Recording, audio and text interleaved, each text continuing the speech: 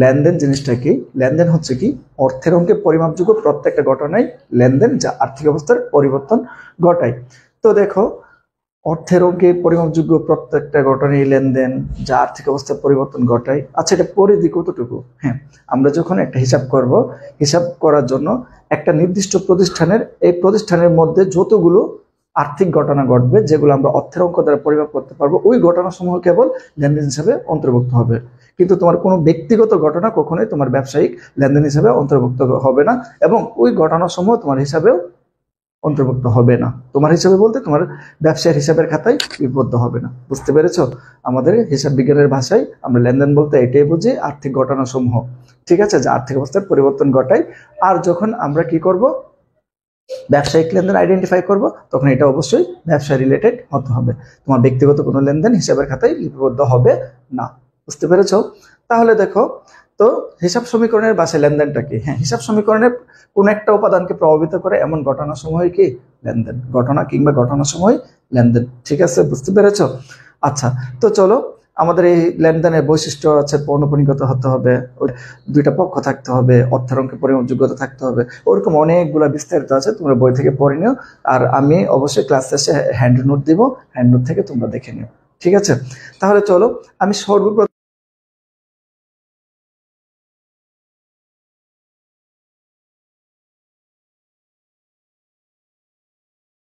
ঠিক আছে, জাবেদা কি? জাবেদা হচ্ছে হিসাবের প্রাথমিক বই। তো চলো আমরা জাবেদা সম্পর্কে জানি। জাবেদা জাবেদা হচ্ছে কি হিসাবের প্রাথমিক বই। জাবেদাকে কেন প্রাথমিক বই বলা হয়? কারণ একটা লেনদেন সংগঠিত হওয়ার পর ডেবিট ক্রেডিট বিশ্লেষণ করে তারিখের ক্রম অনুসারে প্রাথমিকভাবে যে বইতে সাজিয়ে লেখা হয়, তখন এটাকে আমরা কি বলি? জাবেদা। অর্থাৎ যখন আমরা একটা ব্যবসায়িক লেনদেন চিহ্নিত করতে পারি, চিহ্নিত করার পরই আমরা, হ্যাঁ, তারিখের ক্রম অনুসারে ডেবিট ক্রেডিট বিশ্লেষণ করে প্রাথমিকভাবে প্রাথমিক পর্যায়ে আমরা যে বইতে লিপিবদ্ধ করি, এটার নাম হচ্ছে কি জাবেদা। ঠিক আছে, আজকে আমরা প্রারম্ভিক মূলধনের লেনদেনের জাবেদা নিয়ে কাজ করবে। তাহলে চলো শুরু করি। স্যার, মূলধন কি? যদি সাধারণ কোয়েশ্চেন করি, এক একজন এক এক উত্তর দিবেন, কিন্তু মূলধন অর্থ হচ্ছে মালিকানা সত্ত্ব। মূলধন শব্দের অর্থ মালিকানা সত্ত্ব। এখন আপনি বলতে পারেন, তাহলে স্যার মালিকানা সত্ত্ব জিনিসটা কি? হ্যাঁ, মালিকানা সত্ত্ব জিনিসটা হচ্ছে কি মালিকের অধিকার। এখন মালিকের অধিকার, স্বভাবত একটা প্রশ্ন চলে আসে, স্যার মালিকের অধিকার বলতে তো আমরা এত অনেক কিছু থাকতে পারে, অনেক কিছু বুঝি। কারণ মালিকের তার স্ত্রীর প্রতি তার অধিকার থাকতে পারে, তার সম্পদের প্রতি থাকতে পারে, তার ছেলেমেয়ের প্রতি থাকতে পারে, তার জামা কাপড়, গাড়ি, মোটরসাইকেল সবকিছুর প্রতি তার অধিকার থাকতে পারে, তাই না? না, আমাদের হিসাব বিজ্ঞানের মধ্যে মালিকের অধিকার কোনটা? অর্থাৎ ব্যবসায়ের উপর মালিকের অধিকার। যদি আমি তোমাকে আবার বলি, মূলধন, মূলধন শব্দ অর্থ মালিকানা সত্ত্ব, মালিকানা সত্ত্ব শব্দ অর্থ মালিকের অধিকার। অর্থাৎ ব্যবসায়ের মোট সম্পত্তির উপর তৃতীয় পক্ষের দাবি বাদ দেওয়ার পর অবশিষ্ট যে অংশটা থাকবে, এটি হচ্ছে কি মূলধন বা মালিকানা সত্ত্ব। ক্লিয়ার? তাহলে আমি আবার বলি, মূলধন, মূলধন শব্দ অর্থ মালিকানা সত্ত্ব, মালিকানা সত্ত্ব শব্দ অর্থ মালিকের অধিকার। অর্থাৎ একটা ব্যবসায়ের মোট সম্পদের উপর তৃতীয় পক্ষের দাবি বাদ দেওয়ার পর অবশিষ্ট অংশটা হচ্ছে কি স্যার? মূলধন। ক্লিয়ার? আচ্ছা, আমি ছোট্ট একটা উদাহরণ দিই, তাহলে উদাহরণটা দেখো। মনে করো, বাবু তুমি একটু এদিকে আসো তো।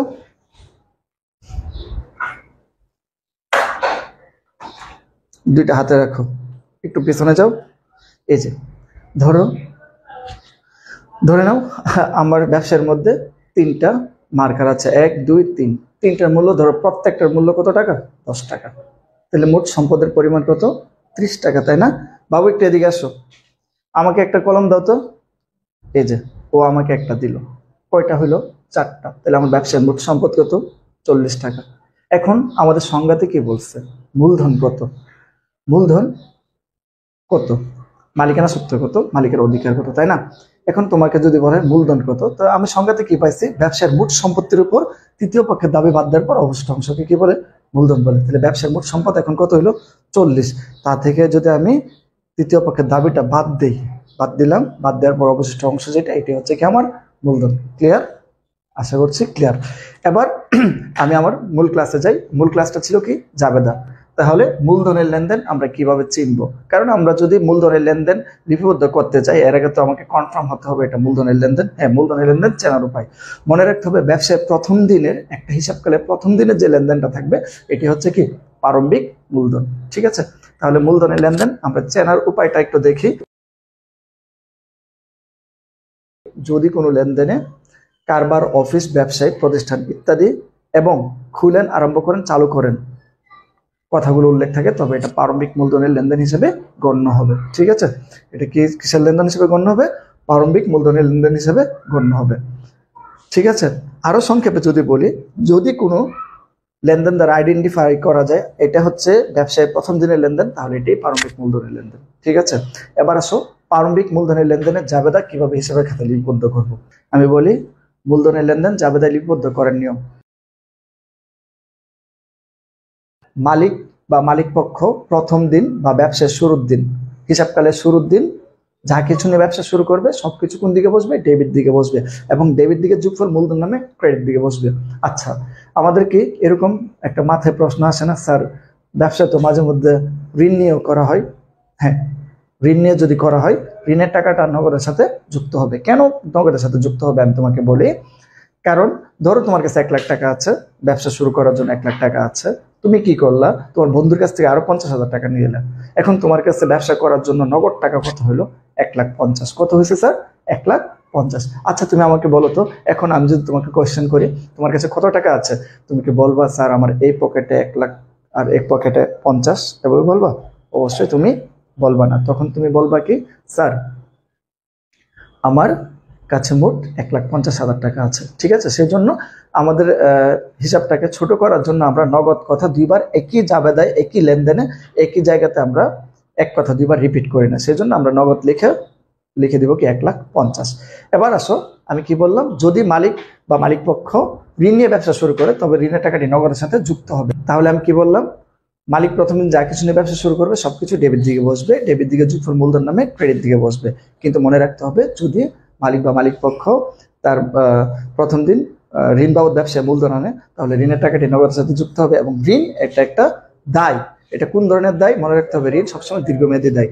তো দায় সর্বদা কোন দিকে বসে? যদি ব্যবসায় দায় বৃদ্ধি পায়, দায়টাকে ক্রেডিট দিকে বসাতে হবে। এখন বলবা স্যার আমি তো দায়কে এটাই বুঝি না, তাই না? কিন্তু আমি তোমাকে কি বললাম, এটা আমার বেসিক ক্লাস। তোমাদেরকে যখন আমি আমার হিসাব সমীকরণে যে 5টা উপাদান সম্পর্কে বলছিলাম, এই 5টা উপাদান যখন আমি শেষ করে দিব, তখন মনে রাখবা তোমার সব কিছু চেনা হয়ে যাবে। ঠিক আছে, এখন শুধুমাত্র এই টপিকে, এই ক্লাসে তোমরা শুধু মূলধন সম্পর্কে বুঝো। ক্লিয়ার? হ্যাঁ, এবার আমি তোমাদেরকে সামনে এগিয়ে যাই। তাহলে স্যার প্রারম্ভিক মূলধনের লেনদেন জাবেদে লিপিবদ্ধ করার নিয়মটা কি এখন আমরা জানি। হ্যাঁ, মালিক প্রথম দিন যা কিছু নিয়ে ব্যবসা শুরু করবে সবকিছু ডেবিট দিকে বসবে। ঠিক আছে, মালিক প্রথম দিন যা কিছু নিয়ে ব্যবসা শুরু করবে সবকিছু ডেবিট দিকে বসবে, এবং ডেবিট দিকে যোগফল মূলধন নামে ক্রেডিট দিকে বসবে। মূলধন নামে কোন দিকে বসবে? ক্রেডিট দিকে বসবে।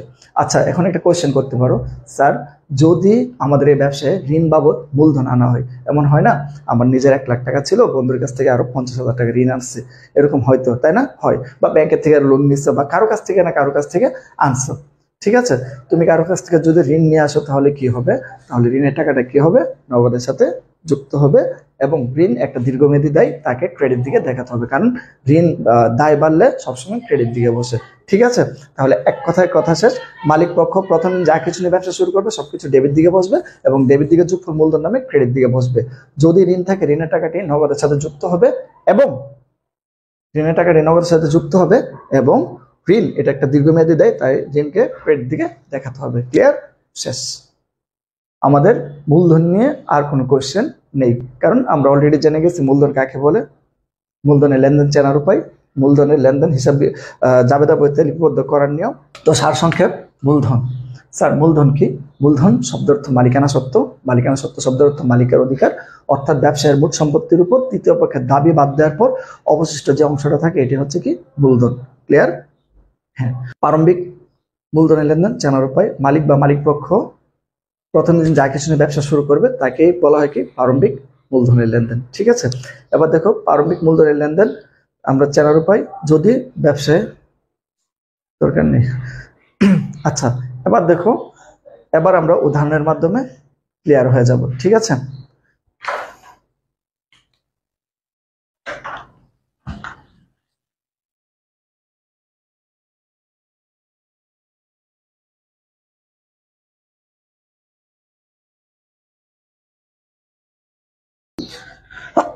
তো দেখো আমি এখানে দুইটা লেনদেন লিখেছি না? হ্যাঁ, মোহাম্মদ শাহিন আলম নগদ 50,000 টাকা 20,000 টাকার আসবাবপত্র নিয়ে ব্যবসা শুরু করেন বা ব্যবসা স্থাপন করেন। আচ্ছা দেখো তো এখানের মধ্যে এই লেনদেনটার দ্বারা তুমি কি বুঝতেছো? এই লেনদেন দ্বারা আমরা কি বুঝতেছি? মালিক একটা নতুন ব্যবসা স্থাপন করেছে, তাই না? যেহেতু শুরু করেছে, শুরুর দিনটি হচ্ছে কি আমাদের প্রারম্ভিক মূলধনের লেনদেন। প্রারম্ভিক মূলধনের লেনদেনে জাবেদা লিপিবদ্ধ করার নিয়ম যেন কি, হ্যাঁ, মালিক পক্ষ যা কিছু নিয়ে ব্যবসা শুরু করবে সবকিছু কোন দিকে বসবে? ডেবিট দিকে বসবে, এবং ডেবিট দিকে যোগফল মূলধন নামে ক্রেডিট দিকে বসবে। স্যার কি বলছি? মালিক বা মালিক পক্ষ প্রথম দিন যা কিছু নিয়ে ব্যবসা শুরু করবে সবকিছু কোন দিকে বসবে? ডেবিট দিকে বসবে, এবং ডেবিট দিকে যোগফল মূলধন নামে ক্রেডিট দিকে বসে। তাহলে দেখো তো এখানে মালিক কি নিয়ে ব্যবসা শুরু করছে? শাহিন আলম নগদ টাকা নিয়ে ব্যবসা শুরু করছে, তাই না? 20,000 টাকার আসবাবপত্র নিয়ে ব্যবসা শুরু করছে, তাই না? হ্যাঁ, তাহলে আমাদের নিয়ম অনুযায়ী মালিক প্রথম দিন যা কিছু নিয়ে ব্যবসা শুরু করবে সবকিছু ডেবিট দিকে, এবং ডেবিট দিকে যোগফল মূলধন নামে ক্রেডিট দিকে বসবে। দেখো নগদান হিসাব ডেবিট, আসবাবপত্র হিসাব ডেবিট। তাহলে কত হইল স্যার? 50,000 টাকা আর কত? 20,000 টাকা। আমি কি বললাম? মালিক পক্ষ প্রথম দিন যা কিছু নিয়ে ব্যবসা শুরু করেছে সবকিছু ডেবিট দিকে বসবে। তাহলে দেখো মালিক পক্ষ প্রথম দিন কি নিয়ে ব্যবসা শুরু করলো? নগদ টাকা এবং আসবাবপত্র নিয়ে, আমি দুইটাকেই ডেবিট দিকে বসাইছি, তাই না? এবার ডেবিট দিকে যোগফল মূলধন নামে ক্রেডিট দিকে বসবে। তাহলে দেখো মূলধন হিসাব ক্রেডিট 70,000 টাকা। মনে রাখতে হবে ক্রেডিটটা একটু ডান দিকে বসবে, ঠিক আছে? এখন তুমি কোয়েশ্চেন করতে পারো, স্যার আমি তো ডেবিট ক্রেডিট বুঝি না। স্যার এটাও বুঝতে হবে না, ঠিক আছে? এটা আমি বুঝাবো। আমার যখন এখানে 5টা ক্লাস শেষ হয়ে যাবে, বেসিক 5টা টপিক শেষ হয়ে যাবে, ইনশাল্লাহ আর কোনো সমস্যা থাকবে না। আমি এটা কনফিডেন্টলি তোমাদের সামনে বলতে পারি, কারণ এটা আমার একটা কৌশল, এটা একটা অভিজ্ঞতা। মনে রাখবা তুমি বেসিক 5টা টপিক জেনে যাবা, তোমার হিসাব বিজ্ঞান 80% শেষ। এখন বলবা 80% শেষ কেন বলেন? এটা কিভাবে সম্ভব? বাকিগুলো না শুধুমাত্র কয়েকটা কথা, যে তুমি আয় ব্যয়টা এখানে বসে, বা হ্যাঁ তুমি ডেবিট দিকে এটা বসে, বা ক্রেডিট দিকে ওইটা বসে, বা যার হিসাব তৈরি করবা তাকে উপরে লিখবা, এটা মূলধন জাতীয়, এটা মুনাফা জাতীয়। এখন তুমি প্রত্যেকটা উপাদান সম্পর্কে তো চিনো, কোনটা আয়, কোনটা ব্যয়, কোনটা সম্পদ, কোনটা দায়, সবকিছু চেনার পরে তোমাকে যদি বলি মালিকানা সত্ত্ব বিবরণীর উপাদান কোনগুলো, তুমি তো জানতে বুঝবা, তাই না? তোমাকে যদি বলি এখানে যে 10টা লেনদেনের মধ্যে আয়ের লেনদেন কয়টা, তুমি তো সুন্দরভাবে গুনে দিবা, স্যার এটা এটা এটা। যদি বলি তাদের পরিমাণ কত, তখন তুমি সুন্দরভাবে বের করতে পারবা। যদি বলি এখানে খরচের লেনদেন কোনগুলো, খরচের পরিমাণ কত, তখন তুমি এটাও পারবা। পারবা না? অবশ্যই পারবা। শুধুমাত্র 5টা ক্লাস মনোযোগ দিয়ে দেখতে হবে, ঠিক আছে? তাহলে দেখো ফাহিম সাহেব নগদ 30,000 টাকা। ফাহিম সাহেব কত? নগদ 30,000 টাকা, 10,000 টাকা পণ্য দ্রব্য, স্যার পণ্য দ্রব্য 10,000 টাকা, এবং 5,000 টাকার আসবাবপত্র নিয়ে ব্যবসা শুরু করেন। তাহলে এখানে মালিক কি নিয়ে ব্যবসা শুরু করছে? নগদ টাকা, পণ্য দ্রব্য এবং 50,000 টাকার আসবাবপত্র নিয়ে ব্যবসা শুরু করেছে। তাহলে আমার রুলটা যেন কি, মালিক প্রথম দিন যা কিছু নিয়ে ব্যবসা শুরু করবে সবকিছু কোন দিকে বসবে? ডেবিট দিকে বসবে, এবং ডেবিট দিকে যোগফল মূলধন নামে ক্রেডিট দিকে বসবে। আচ্ছা, তো দেখো ফাহিম সাহেব নগদ টাকা নিয়ে ব্যবসা শুরু করছে, নগদান হিসাব ডেবিট। তারপর পণ্য দ্রব্য, স্যার পণ্য দ্রব্যের নামে কোনো হিসাব খোলা হয় না, এটার জন্য লিখতে হবে ক্রয়, ঠিক আছে? আর ক্রয়টা কেন ক্রয় লিখবো এটাও আমি তোমাকে বলবো পরবর্তী ক্লাসে ইনশাল্লাহ। আজকে শুধুমাত্র এই টপিকটা না বুঝে লিখে ফেলো, ঠিক আছে? পণ্য দ্রব্যের জন্য আমরা সবসময় কি লিখবো? ক্রয়। তাহলে ক্রয় হিসাব ডেবিট। আর কি আছে? আসবাবপত্র, আসবাবপত্র হিসাব ডেবিট। তাহলে দেখো মালিক পক্ষ যা যা যা নিয়ে ব্যবসা শুরু করছে সবকিছু কোন দিকে লিখছি? ডেবিট দিকে। কত হাজার? 30,000। কত হাজার? 10,000। আসবাবপত্র কত হাজার? 50,000। তাহলে ডেবিট দিকে যোগফল মূলধন নামে কোন দিকে বসবে? ক্রেডিট দিকে বসবে। আমরা এখানে লিখবো মূলধন হিসাব ক্রেডিট, তাই না? কত হলো স্যার? 90,000। তাহলে আমরা এটা দেখতেছি কি, এই ব্যবসার মধ্যে যত টাকা সম্পদ আছে, ব্যবসার মধ্যে যত টাকা সম্পদ আছে এর এগেইনস্টে একটা আন্তঃদায় রয়েছে, তাই না? আন্তঃদায়ের কত? মালিকানা সত্ত্বের পরিমাণ কত? 90,000, তাই না? ব্যবসার সম্পদ যত, মালিকানা সত্ত্ব তত। যদি তোমাকে হিসাব সমীকরণ দেখাই এল প্লাস উই, দেখো এই ব্যবসার মধ্যে সম্পদের পরিমাণ কত? 90,000, তাই না? আর এগেনস্টে এল, তৃতীয় পক্ষের দাবি আছে নাই, শূন্য। মালিকানা সত্ত্বের পরিমাণ কত? 90,000। ঠিক আছে, থাক, এগুলো নিয়ে আমরা কথা না বলি, এটা হিসাব সমীকরণ এমনিতেই শেষ হয়ে যাবে। ঠিক আছে, আচ্ছা তাহলে আমরা আরেকটা উদাহরণ দেখি, 3 নম্বর উদাহরণ দেখবো এখন।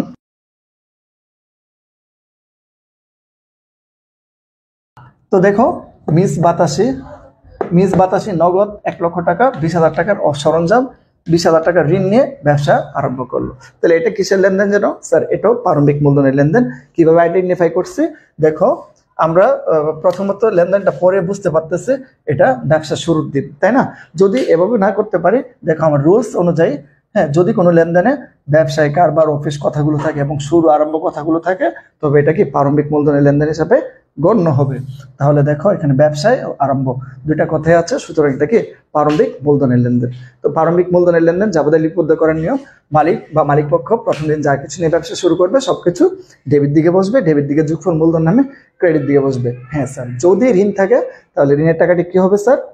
নগদের সাথে যুক্ত হবে। এবং ঋণ এটা একটা দীর্ঘমেয়াদী দায়, দায়কে আমরা সবসময় কোন দিকে দেখাতে হবে? ক্রেডিট দিকে দেখাতে হবে, তাই না? কারণ দায় বাড়লেই ক্রেডিট দিকে বসে। তাহলে দেখো আমরা যদি এটা সমাধান করি, নগদান হিসাব ডেবিট, আর কি আছে? সরঞ্জাম, লিখলাম সরঞ্জাম হিসাব ডেবিট, আর কি আছে? ঋণ। এখন তুমি বলবো তাহলে কি স্যার ঋণ লিখবেন না? হ্যাঁ অবশ্যই ঋণ লিখবো। ঋণ মানে আমাদের ব্যবসাতে বোঝাই নগদ টাকা ধার আনা। ঠিক আছে, তাহলে আমরা কি করব? নগদ নগদ এক কথা তো দুইবার লিখবো না, তাই ঋণের টাকা নগদের সাথে যোগ হবে। তাহলে কত হলো? 1,20,000, তাই না? 1,20,000 টাকা। সরঞ্জাম কত? 20,000। তাহলে কি বললাম? মালিক পক্ষ প্রথম দিন যা কিছু নিয়ে ব্যবসা শুরু করে সবকিছু ডেবিট দিকে বসবে, ডেবিট দিকে বসে দিলাম, ডেবিট দিকে যোগফল মূলধন নামে ক্রেডিট দিকে বসবে। কিন্তু ঋণ থাকলে ঋণের টাকা নগদের সাথে যুক্ত হয়, এবং ঋণ এটা একটা দায়, তাই ঋণকে আবার ক্রেডিট দিকে দেখাতে হবে। তাহলে আমরা লিখবো কি? ঋণ হিসাব ক্রেডিট। ঠিক আছে, ঋণের টাকার পরিমাণ কত? 20,000। তাহলে ব্যবসার মোট সম্পদের পরিমাণ কত হইলো স্যার? 1,40,000। 1,40,000 থেকে তৃতীয় পক্ষের দাবি 20,000 টাকা বাদ দিয়ে দিচ্ছি, আর বাকি যেটা আছে এটাই কি? মূলধন। তাহলে আমরা এখন লিখবো মূলধন হিসাব ক্রেডিট। কত হাজার টাকা হলো স্যার? 1,20,000 টাকা। 1,20,000। ক্লিয়ার? যদি কারো বুঝতে অসুবিধা হয় পরে জানাতে পারো।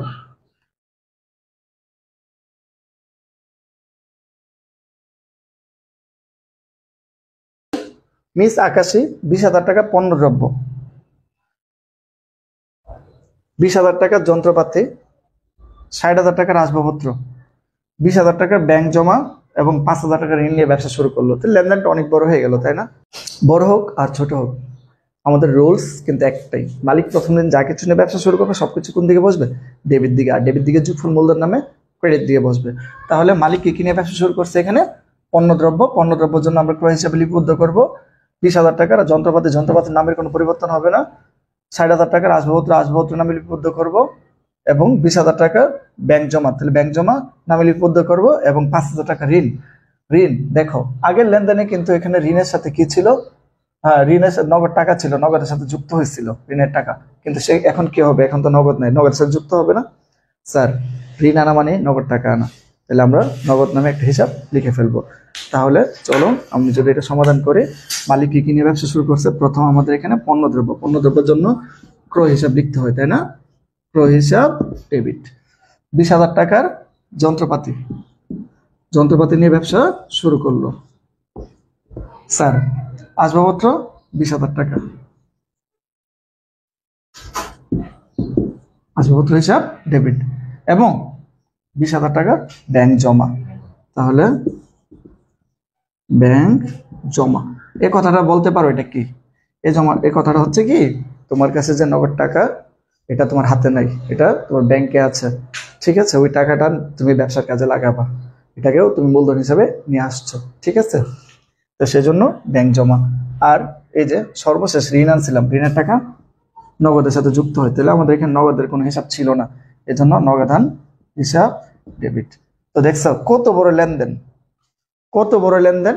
আমরা কিন্তু আমাদের কৌশল অনুযায়ী করলাম, হয়ে গেল কি? মালিক প্রথম দিন যা কিছু নিয়ে ব্যবসা শুরু করে সবকিছু ডেবিট দিকে, তাহলে বসাই দিলাম। তো দেখো ক্রয়ের পরিমাণ কত? 20,000। পণ্যদ্রব্য 20,000। যন্ত্রপাতি, আচ্ছা, আসবাবপত্র 60,000। কত? 60,000। এবং 20,000 টাকা ব্যাংক জমা, 20,000। ঋণের টাকা কত? 5।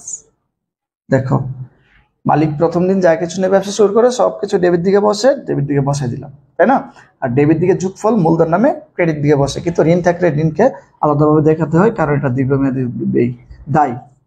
ঋণ হিসাব ক্রেডিট, টাকা 5,000। তাহলে আমার ব্যবসায় মোট সম্পদ কত? 1,00,000, 1,20,000, 1,25,000। তাহলে ব্যবসায় মোট সম্পদ আছে কত? 1,25,000। 1,25,000 থেকে তৃতীয় পক্ষের দাবি বাদ দেওয়ার পর অবশিষ্ট যেটা থাকে এটাই